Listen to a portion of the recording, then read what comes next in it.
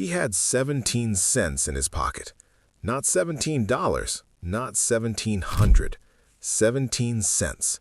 2 coins he found in the crack of an old wooden chair.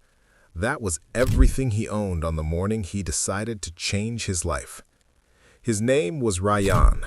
He was 19 years old. He lived in a small town where the roads were dusty and the dreams were small. His father worked at a brick factory. His mother washed clothes for other families. They were not unhappy people, but they were tired. The kind of tired that gets into your bones after years of carrying too much and hoping too little. Rayan slept on a thin mattress near the window. Every night he would look at the stars and think about something bigger. He didn't know what it was. He just felt it, a quiet pull inside his chest, like something was waiting for him far away. But the people around him didn't talk about big things. They talked about survival. Just find a stable job, his uncle said. Dreams are for people who already have money. Rayan heard this so many times that he almost believed it. Almost. One afternoon, Rayan was sitting outside a small tea stall near the bus station. He had no money for tea. He just sat there, watching people come and go. A man arrived, maybe 40 years old, wearing simple clothes, dusty shoes, a worn-out bag on his shoulder. Nothing special about him. He ordered tea and sat next to Rayan. They didn't talk for a while. Then the man looked at Rayan and said simply, "You look like someone thinking too small." Rayan frowned. "What does that mean?" The man smiled. "Your face. You're thinking about how to survive today, not how to build something tomorrow." Rayan didn't know what to say. The man was right, but it felt strange hearing it out loud. "I grew up with nothing," the uncle said quietly.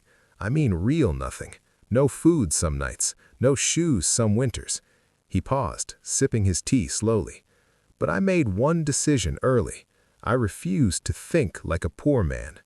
"What's the difference?" Rayan asked. The man looked at him. "A poor man thinks about how to spend a little money. A big thinker thinks about how to create a lot of value.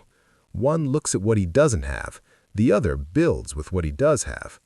He finished his tea, stood up, picked up his bag. Before leaving, he said one last thing. "Your pocket can be empty, but your mind, that's yours. Nobody can empty that unless you let them." Then he walked to a bus, and he was gone. Rayan sat there for a long time after that. That night, he couldn't sleep. Not because he was worried, but because something had shifted inside him.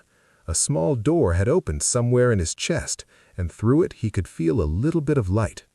He started doing something unusual for him. Every night before sleeping, he would think, not about his problems, but about possibilities. Not, how will I pay for this, but what can I build with what I know? He had no money, but he had time. He had 2 hands. He had a brain that nobody had ever fully used. He started small, very small.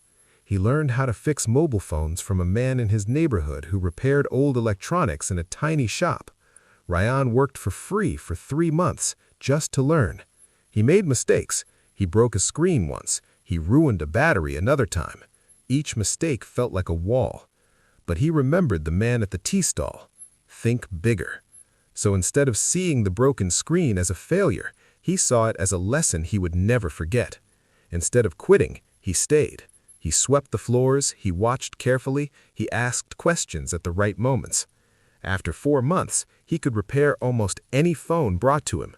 He started doing small repairs for neighbors, 10 rupees here, 20 rupees there. Nothing big, but it was real. It was his. A year passed. He saved enough to buy a small table and a box of basic tools. He set it up near the bus station, the same bus station where he once sat with empty pockets and a tired heart. People stopped. People sat. People came back. What changed was not his situation first. What changed first was how he saw himself. He stopped thinking, "I am poor, so this is the ceiling." He started thinking, "I am starting here, but I'm not staying here." And that difference, quiet as it sounds, changed everything slowly. Not overnight, not in a movie way where one speech fixes everything, but in the real way, day by day, repair by repair, lesson by lesson. 2 years later, Rayan had a small shop of his own. He employed one young boy from his neighborhood, teaching him just like he had been taught. Not for fame, not to be rich, but because he remembered clearly what it felt like to sit at that tea stall with 17 cents and no direction. He didn't want anyone near him to feel like their life had a ceiling that couldn't be broken. There is something important in Rayan's story that has nothing to do with mobile phones or small shops. It is this: most people are not failing because they lack money. They are failing because they learned to think within the walls of their situation.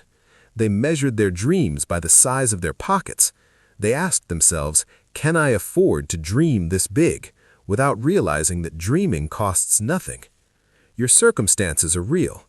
The struggle is real. Nobody is saying it is easy. But the mind, your mind, is the one place where no one can put a limit unless you hand them permission. Think beyond what you have. Think beyond what you were told you deserve. Think beyond the dust and the tired voices and the small talk about survival. Because big things rarely begin with big resources. They begin with a quiet decision made in a small moment when someone finally chooses to stop thinking small. If this story touched your heart, take a moment to like and share it with someone who needs to hear it today. Subscribe for more calm, meaningful stories that remind us of what really matters in life.